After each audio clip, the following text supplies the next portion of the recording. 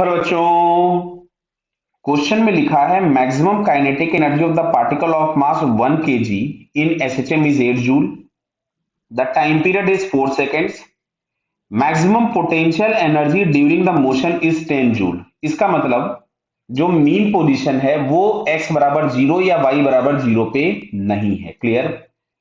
तो यहां से मैं लिख रहा हूं कि के ई मैक्सिमम दिया था 8 जूल, पीई मैक्सिमम दिया हुआ है 10 जूल। इसका मतलब मीन पोजीशन पर एट मीन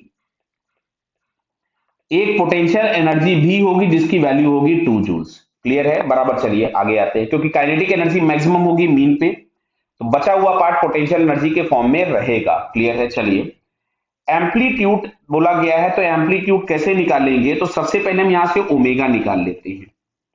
तो ओमेगा आता है 2 pi by two. Time period दिया था 4 सेकेंड्स, तो ओमेगा हम लोगों के पास आ गया पाई बाई टू। कितना आ गया? Pi by two. तो एम्पलीट्यूड के नाम पे हम लोग लिख सकते थे काइनेटिक एनर्जी मैक्सिमम हाफ के ए स्क्वायर इज इक्वल टू 8, 1/2। अच्छा, के को कैसे निकालोगे? तो ओमेगा इज इक्वल टू हम लोगों ने लिख रखा था रूट ऑफ के बाई एम। समझो बात को।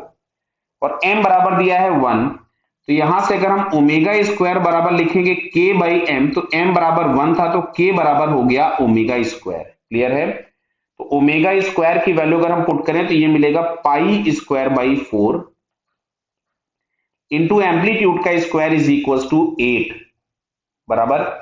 तो देखो यहां से हमारे पास आ रहा है amplitude square is equal to 8 into 8 upon pi square.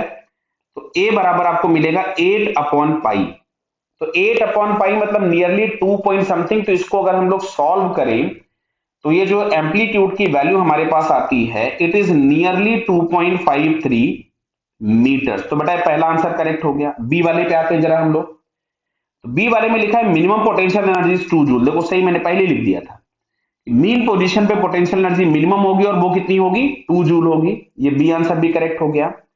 Maximum acceleration of the particle, तो भाई जो ए मैक्स होता है एक्सेलरेशन मैक्सिमम, इसको हम लोग लिखते हैं ओमेगा स्क्वायर इंटू ए। बराबर। तो ओमेगा का स्क्वायर, तो ओमेगा का स्क्वायर हो गया वापस से पाई स्क्वायर बाई 4, ये ओमेगा का स्क्वायर कर दिया। और एम्पलीट्यूड अपने को मिला था इंटू 2.53। बराबर। तो अगर मैं इसमें मैक्सिमम एक्सेलरेशन की बात करता हूं तो ये आता है नियरली 6.28 मीटर पर सेकेंड स्क्वायर। क्लियर?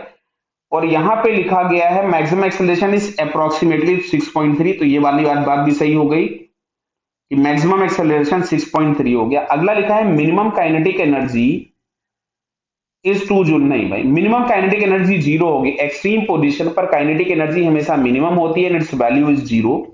तो यहां से अगर हम लोग चेक करें तो हमको ए, बी एंड सी ये तीन आंसर्स करेक्ट दिखते हैं। क्लियर बेटा? All the best.